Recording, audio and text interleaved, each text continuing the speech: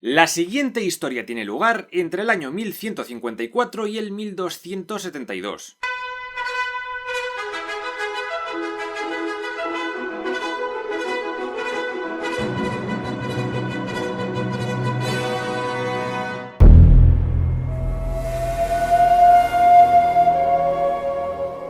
En el capítulo anterior vimos como el hijo de Godofredo d'Anjou y Matilde, Enrique II, llegó al trono inglés y con él dio comienzo la dinastía Plantagenet, que regiría el destino de Inglaterra durante los próximos 245 años. ¡Hola! Durante el periodo de anarquía, muchos varones se habían quedado con sus castillos y ya no respondían ante el rey, y los reinos de Escocia y Gales habían conquistado algunos territorios de Inglaterra. La primera tarea del nuevo monarca fue darse de leches contra todos ellos para recuperar lo que se pudiera. Se dice de Enrique II que era un rey despiadado con los varones que fueron contra él y echó a muchos de sus feudos para poner a amigotes suyos que le fueran fieles. Gracias a su doble herencia y a su matrimonio con Leonor de Aquitania, una noble muy bien posicionada, Enrique II obtuvo el control del llamado Imperio Angevino, que ocupó todo esto que veis en el mapa. Desde Escocia a los Pirineos era suyo, lo que le convertía en uno de los reyes más poderosos de Europa en aquel momento. El problema es que no era un reino en absoluto centralizado. Cada territorio tenía sus propias leyes, instituciones y monedas. Enrique II hablaba francés y para el inglés necesitaba intérprete. Y es que la mayoría de su reinado lo pasó tanto en Rouen, en Normandía, como en Anjou, más concretamente en su capital, Angers, algo que hicieron muchos de sus predecesores y también sucesores. No querían estar mucho por Inglaterra porque decían que hacía frío, y claro, también porque estaba Manchester.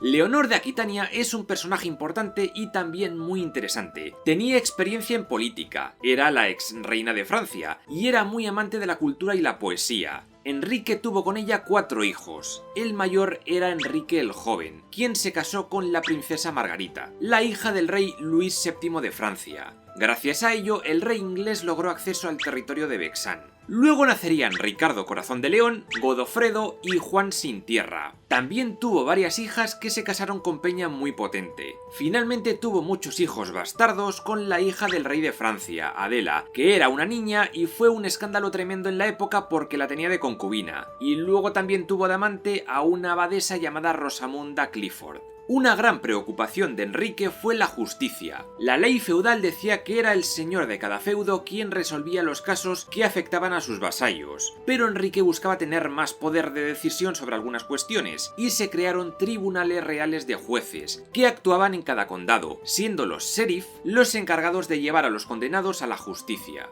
Años más tarde, en 1188, Ranulf de Glanville redactó el Tratado de Granville, un tratado sobre derecho inglés.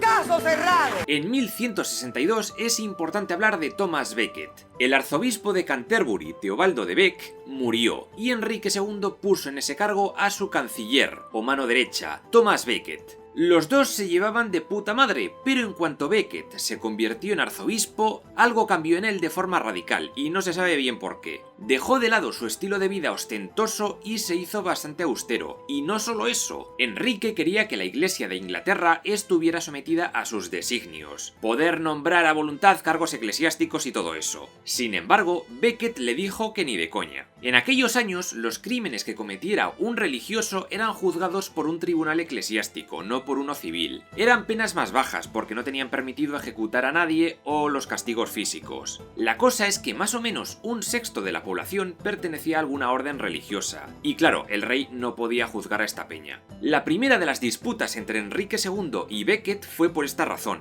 Y más tarde, Becket se negó a entregar al rey las rentas de la iglesia. Ahí ya se lió entre los dos. Entonces llegamos al año 1164, año en el que Enrique II promulgó las constituciones de Clarendon, gracias a las cuales el rey asentó su supremacía y autoridad sobre la iglesia. Muchos del clero se sometieron al rey, pero Becket no. Por ello, el rey ordenó su arresto. Thomas Becket fue apresado acusado de varios delitos como malversación o tratar de apelar al papa sin permiso del rey. Sin embargo, el arzobispo logró finalmente escapar y se exilió a Francia, bajo la protección del rey Luis VII. Allí, en Francia, mantuvo relación con el Papa Alejandro III, al que el emperador Federico Barbarroja había echado de Roma, pero este tío no fue de mucha ayuda. En 1166, Enrique II pasó a controlar Bretaña. En 1169 comenzó la conquista de Irlanda, que duraría varios siglos. La historia comienza con el considerado mayor traidor de la historia de Irlanda, un rey exiliado de Leinster llamado Dermot MacMurrough. Este pactó con el conde de Pembroke, Ricardo Fitzgilbert de Clare, conocido como Strongbow, y le dijo que si le ayudaba a recuperar su trono irlandés, le casaría con su hija Ife y le haría heredero del reino. Lograron tomar Dublín, y el año siguiente Dermot murió, y Ricardo fue coronado rey de Leinster. Enrique II decidió intervenir y llegaron a un acuerdo amistoso. Ricardo seguiría controlando Leinster pero como feudo, y así fue como empezó la paulatina conquista inglesa de Irlanda. Hasta 1600 no la controlarían por completo. En 1170, el hijo de Enrique II, Enrique el Joven, fue coronado rey aunque su padre todavía estaba vivo. Se supone que esto debía hacerlo el arzobispo de Canterbury, que era Becket, pero lo hizo el arzobispo de York, y claro, fue como echar más leña al fuego al conflicto religioso. Ante las protestas de Becket, finalmente el Papa Alejandro III ordenó poner un interdicto a toda Inglaterra como castigo. ¿Y qué es un interdicto? Pues una movida que prohibía en toda Inglaterra realizar ritos y servicios de la iglesia, ni misas, ni bodas, ni comuniones, ni funerales. ¡Ay! ¡Que me atraganto! Enrique II vio la movida y le dijo: «Venga Becket, vuelve a Inglaterra y hablamos». Y Becket volvió, y nada más llegar empezó a excomulgar a varios obispos. El rey se hartó y dijo algo en plan: «¿Es que nadie va a quitarme de encima a este cura de los huevos?». Y 4 caballeros que querían ganarse el favor real se tomaron aquella frase de forma bastante literal y decidieron ir a Canterbury y cargarse a Thomas Becket. Este asesinato conmocionó a toda la cristiandad. Becket fue canonizado y convertido en un símbolo de la independencia de la Iglesia frente a los estados, y el rey tuvo que renunciar a sus pretensiones de controlar a la Iglesia de Inglaterra y hacer penitencia pública. Todos los obispos presentes tuvieron que golpearle con una vara 5 veces, y cada monje de Canterbury 3 golpes, y eran 80 monjes. El rey volvió a su castillo calentito. Y bueno, gracias al compromiso de Avranches de 1172, lo acordado en Clarendon se rebajó y la iglesia siguió manteniendo sus propios tribunales. Uno de los más famosos prelados fue Hubert Walter, legado papal en Inglaterra. Todo parecía ya tranquilo, pero no. La mayor movida que tuvo Enrique II fue el levantamiento de su esposa e hijos contra él. Esa fue la Gran Revuelta, que comenzó en 1173. En aquellos años, Enrique el Joven iba a heredar Inglaterra, Normandía y Anjou, Godofredo, Bretaña, Ricardo, el hijo favorito de Leonor, se quedaría con Aquitania y Juan se quedó sin nada, de ahí que le llamaran Juan sin tierra. Sin embargo, Enrique el Joven era un chaval ávido de poder y riquezas, y empezó a llevarse mal con su padre. En cambio, su hijo favorito era Juan, y le regaló 3 castillos muy buenos, el de Chinon, el de Laudon y el de Mirabeau. Aquello enfadó tanto al joven Enrique que se piró con el rey de Francia Luis VII y comenzó esta gran revuelta, además con la ayuda de su madre y sus hermanos Ricardo y Godofredo.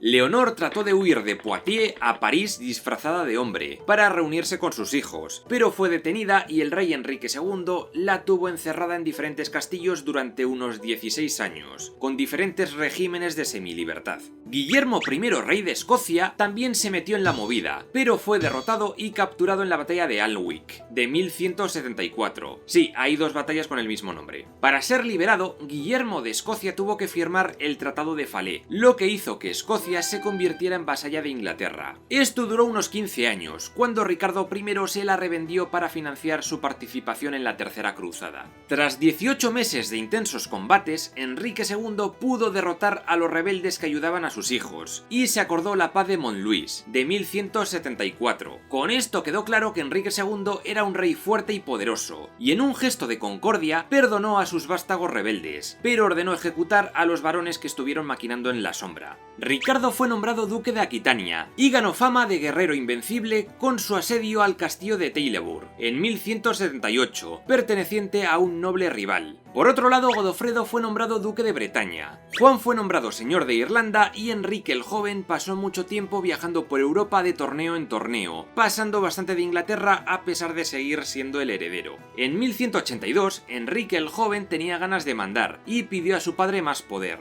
Este le dijo que todavía no. Luego hubo una ceremonia y Ricardo tenía que jurar fidelidad a Enrique el Joven, y Ricardo se negó por un feo que le hizo en el pasado, y aquí estalló una nueva guerra entre los hermanos. Sin embargo, esta no duró mucho, porque Enrique el Joven enfermó de disentería y murió poco después. Ahora Ricardo sería el heredero al trono inglés, y Juan sin tierra el duque de Aquitania, mientras que Godofredo continuó en el poder de Bretaña, aunque parece que durante un torneo se cayó del caballo y se quedó muñeco, así que le sustituyó su hijo Arturo. Ricardo y su padre se llevaron como el culo, y parece ser que Ricardo, instigado por su madre, planeó destronarle con ayuda del rey francés Felipe II Augusto, pero no hizo falta. Como en la anterior guerra, la enfermedad solucionó el desaguisado, y Enrique II murió en 1189. Se dice que el jamacuco final le llegó cuando se enteró de que en la conspiración también estaba metido su hijo favorito, Juan.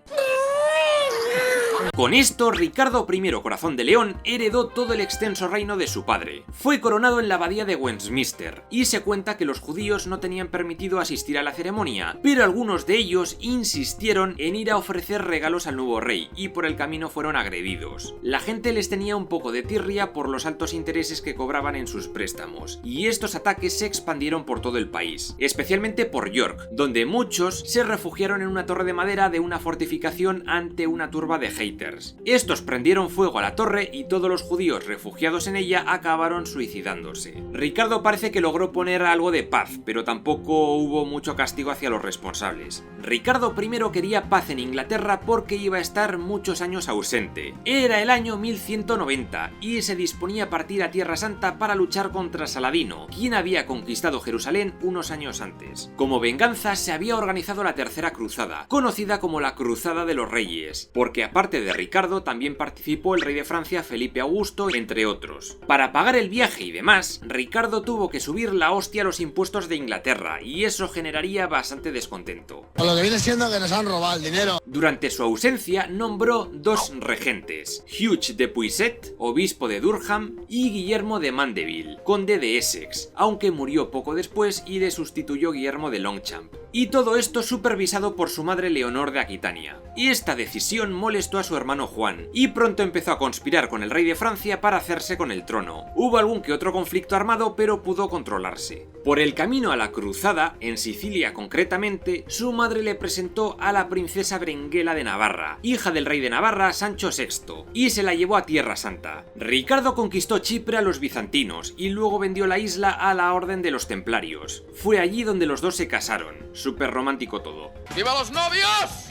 Una vez en Tierra Santa comenzó su enfrentamiento contra Saladino, y en poco tiempo consiguió recuperar la ciudad de Acre. Se cuenta que Ricardo estaba pachucho, y estuvo durante el asedio lanzando flechas desde una camilla. Una vez con Acre en su poder, ocupó el Palacio Real, y arrancó la insignia del duque Leopoldo de Austria, quien también había participado en la conquista. Y esto lo hizo porque decía que un duque no podía igualarse a un rey. Este hecho será importante más tarde. El rey francés acabó volviéndose a su casa, pero Ricardo decidió seguir a tope con la cruzada. Puso en sitio la ciudad de Jaffa y logró conquistarla también. Se cuenta que un día ordenó ejecutar a unos 2000 prisioneros musulmanes porque Saladino se retrasó con el pago de su rescate. Ganó muchas batallas contra el líder ayubí, pero nunca pudo recuperar la ciudad de Jerusalén. De todas formas, gracias al valor que demostró en estas batallas, se ganó el apodo de Corazón de León. En 1192, Ricardo y Saladino pactaron una tregua de varios años. La idea del rey era volver a Inglaterra para frenar las conspiraciones de su hermano Juan, quien había logrado entrar en Londres arropado por sus ciudadanos y ser nombrado regente. Ricardo no lo tuvo nada fácil para volver a Inglaterra. Primero su barco encalló cerca de Aquilea, en Italia, y tuvo que continuar su viaje atravesando el Sacro Imperio. Joder, qué miedo, macho. Él y los suyos se disfrazaron de peregrinos, pero en una taberna cerca de Viena acabó siendo reconocido, y fue capturado por el conde Leopoldo de Austria. Este lo acusó de estar implicado en la muerte de su primo durante la cruzada, Conrado de Monferrato, para que no fuera rey de Jerusalén. Pero claro, también estaba cabreado por haber quitado su insignia de Acre. Algún resquemor tiene que tener, es evidente. Ricardo pasó varios meses encerrado en el castillo de Dürnstein, en Austria, hasta que el Papa Celestino III se enteró y excomulgó a Leopoldo, porque eso de encarcelar a cruzados épicos estaba muy mal visto. Por tanto, Leopoldo le soltó y se lo entregó al emperador Enrique VI del Sacro Imperio. ¿Y qué hizo este? Pues lo encarceló en el castillo de Trifels durante 2 años. ¿Por qué? Por haber apoyado a su rival político, el duque Enrique el León, quien estaba casado con Matilde, hermana de Ricardo. El emperador fue excomulgado, pero le daba igual, y exigió un rescate a la madre, Leonor de Aquitania. 100.000 marcos de plata fue lo que tuvo que pagar. Ricardo I por fin pudo volver a su casa en Inglaterra en 1194. Llegó como un héroe y perdonó a su hermano Juan y le nombró su heredero. Pero con quien no hizo las paces fue con el rey Felipe Augusto de Francia, quien le había conquistado partes de Normandía. Ricardo I pidió ayuda a su suegro Sancho VI de Navarra y a Balduino IX de Flandes, armó un buen ejército y empezó a darse de leches contra el rey francés. Una de las fortalezas que levantó a modo de protección fue el famoso castillo de Gaillard, en Normandía, uno de los más impresionantes de Europa en aquellos años. Ricardo I tuvo mogollón de victorias, como la de Freteval de 1194, que le permitió recuperar parte del territorio perdido en Francia, y el rey francés tuvo que retroceder. Sin embargo, durante esta campaña, en 1199, Ricardo acabaría muriendo. Había sitiado el castillo de Chalus-Charolles y estaba paseando por delante de sus murallas. Se cuenta que un niño con ganas de vengarse de él le disparó con una ballesta en el hombro y la herida se gangrenó, lo que le causó la muerte. Pero parece ser que Ricardo perdonó al niño y le dio dineros antes de palmarla. Otras fuentes dicen que al chaval lo desollaron vivo. ¡Ay, qué lástima! ¡Ay, qué pena! ¡Pobrecico, pobrecico! El nuevo rey de Inglaterra pasó a ser Juan I,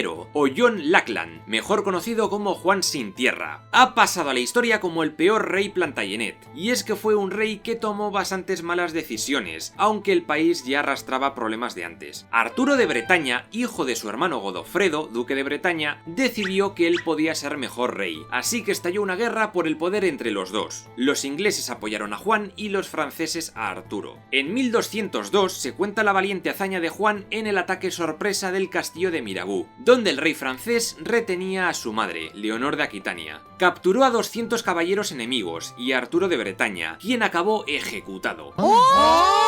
Este acto hizo que muchos nobles retiraran el apoyo a Juan, y Felipe Augusto logró conquistar el ducado de Normandía, Anjou y Maine. En 1203, Juan huyó de Rouen a Inglaterra, el único territorio que logró retener, aparte de una pequeña parte de Aquitania, lo que se llamó Gascuña. Con la muerte de su madre Leonor, el resto fue conquistado. Esta derrota hizo que muchos vieran a Juan como un rey débil, y aunque estuvo todo su reinado tratando de recuperar el ducado, no lo consiguió. Reinó desde Inglaterra, pero al estar privado de sus ingresos de Normandía, tuvo que subir un montón los impuestos para poder sufragar los gastos de estas campañas, e incluso se inventó nuevos impuestos, y eso cabreó a mucha gente. De todas formas, el arzobispo de Canterbury, Hubert Walter, y William Marshal, o Guillermo el Mariscal, uno de los nobles más poderosos del reino, le aconsejaron que dejara la invasión porque no iba a ganar. Costó convencerle, pero lo lograron. Juan se centró en Inglaterra y se cuenta que viajaba con todo su séquito por todo el país resolviendo litigios y cosas así. Juanito también tuvo muchas movidas con la iglesia. En 1205, Juan quiso nombrar como arzobispo de Canterbury a Juan de Gray, pero el consejo del clero de allí eligió a un tal Reginald, y este viajó a Roma para que el Papa Inocencio III le confirmara, pero el Papa dijo que ni uno ni otro, que el elegido era el cardenal Stephen Langton.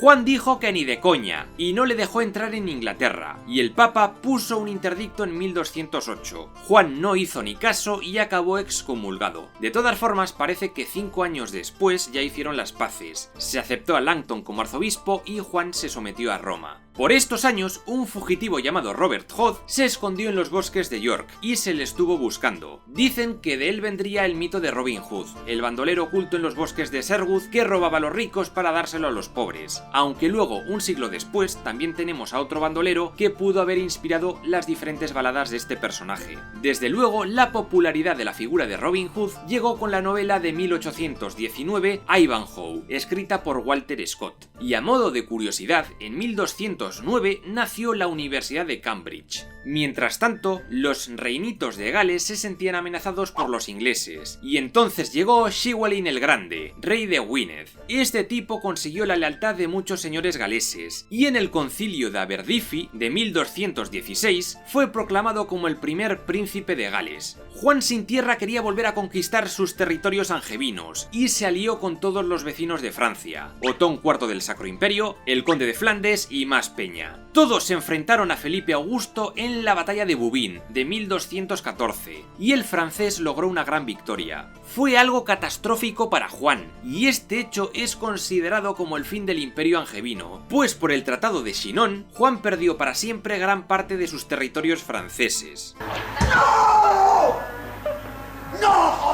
Con la popularidad por los suelos, varios varones del norte de Inglaterra, liderados por Robert Fitzwalter, se sublevaron y se llamaron a sí mismos el Ejército de Dios. Marcharon hacia Londres y la conquistaron. El rey Juan terminó acojonado y se vio obligado a aceptar conversaciones de paz en el castillo de Windsor. Era el 15 de junio de 1215 y con la mediación del arzobispo Langton, rey y varones redactaron la Carta Magna, una reforma política que quitaba poderes al rey y daba más derechos a los hombres libres, especialmente para nobles y clero. Se prometió una limitación de impuestos, una justicia más rápida, derechos eclesiásticos y protección contra el encarcelamiento ilegal y la expropiación de territorios. Además, se creó un consejo de 25 varones que supervisaría el cumplimiento de esta Carta Magna. Todo muy bonito, pero Juan no estaba muy por la labor de acatar esta Carta Magna y pidió sopitas al Papa Inocencio III para que la anulara, y este dijo que ok, y fue entonces cuando estalló la Primera Guerra de los Varones. Mientras unos rebeldes se apoderaban del castillo de Rochester, otros se levantaban en el norte apoyados por el rey de Escocia Alejandro II.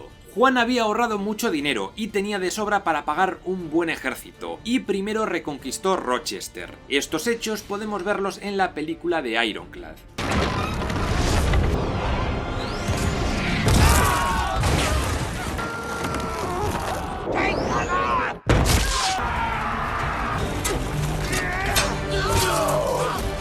Después recuperó Dover, sitiando su castillo, y finalmente atacó el norte, desplazando a Alejandro II. Todo parecía guay, pero entonces llegó a la costa de Inglaterra el hijo de Felipe Augusto, el príncipe Luis. Aprovechó para reclamar el trono apoyado por los rebeldes, pues estaba casado con una nieta de Enrique II Plantagenet. En 1216 desembarcó en Kent y empezó a guerrear contra las tropas de Juan. Una tempestad destruyó gran parte de la flota del rey inglés y encima contrajo disentería, lo que empezó a debilitarle. Juan terminó muriendo en el castillo de Newark, en Nottingham, pero eso no significó el fin de la guerra civil. El ejército real apoyó al hijo de Juan, Enrique III, quien tenía solo 9 años, y luchó a su favor. La batalla de Lincoln o la batalla de Sandwich, ambas de 1217, dieron la victoria al bando real, y esto hizo que el príncipe Luis se volviera a Francia y que Enrique III se convirtiera en el nuevo rey de Inglaterra, y reinaría durante 56 años. Lo primero era acabar con la guerra de los varones, y en 1217 firmó la Carta Magna y todo quedó más o menos en paz. Bueno, no la aprobó él porque era un niño, sino su regente, el anciano William Marshall, conde de Pembroke. Muchos de los varones rebeldes prometieron devolver las tierras y castillos que habían conquistado durante la guerra civil, y para 1227 Enrique ya pudo asumir formalmente el reinado de Inglaterra. El asesor del rey más conocido fue Hubert de Burgh,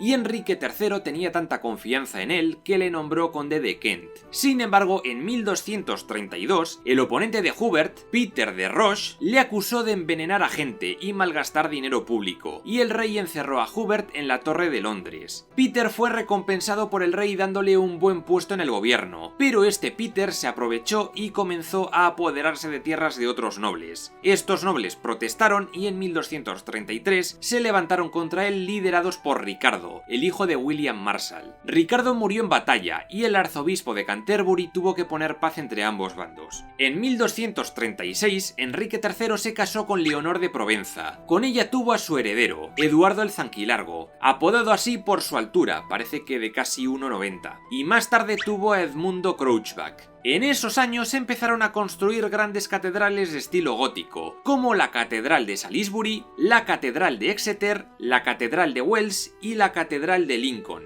La catedral de Canterbury sufrió un incendio y también se aprovechó para reconstruirla en estilo gótico. Y también podemos destacar la nueva abadía de Westminster, lugar de coronación de los monarcas ingleses. Estaba situada justo al lado del Palacio de Westminster, y justo ahí hoy encontramos el Parlamento británico. En 1254, el Papa le ofreció a Enrique III el trono del Reino de Sicilia, y decidió colocar allí a su hijo Edmundo. Pero claro, para conquistar Sicilia hacía falta mucho dinero, y todo esto causó la bancarrota de Inglaterra. Los varones empezaban a estar hasta los huevos del rey. Nos está engañando, que no nos engañe, que nos diga la verdad. En 1258, el rey convocó a los nobles en Westminster para hablar del asunto de la recaudación de impuestos para financiar lo de Sicilia. Y los nobles se opusieron totalmente y le acusaron de no respetar la Carta Magna ni nada. Por ello, 7 de los varones más importantes obligaron al rey a aceptar las provisiones de Oxford de 1258. Esto es importante porque esto significaba que el rey cedía parte de su poder a un consejo de nobles y clérigos, quienes tendrían la última palabra en lo referente a impuestos y nombramientos. Estos se reunirían en lo que se empezó a llamar Parlamento. Al principio se reunían sobre todo en Oxford y luego ya en Westminster. La figura más relevante de este consejo fue Simón de Montfort, hijo de otro Simón de Montfort que os sonará por la cruzada albigense. Este Simón era duque de Leicester y cuñado del rey. El momento más bajo para el rey inglés ocurrió en 1259 con el Tratado de París. En él, un poco obligado por los varones, Enrique III renunció a sus derechos sobre la mayor parte de la herencia de su abuelo, es decir, el Imperio Angevino. Como compensación, el rey San Luis de Francia le reconoció como duque de Gascuña.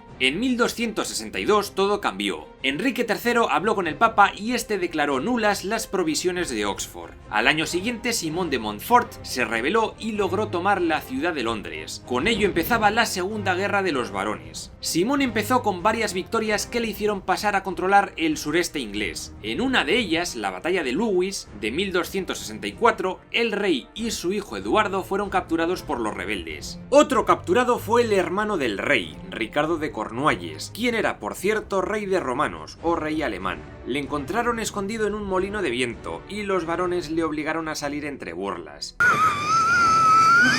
Simón de Montfort se puso al frente del gobierno con el cargo de senescal, aunque era de facto como el rey de Inglaterra. Convocó varios parlamentos sin autorización real, incluyendo en él a miembros de la burguesía de las ciudades y también a 2 caballeros de cada condado. Pero a muchos nobles no les convencía su forma de gobernar. Para muchos era un reformador fanático y arrogante, y para otros alguien esencial en la creación de la futura Cámara de los Comunes. Soy ciudadana de un país democrático. ¿Te quieres callar?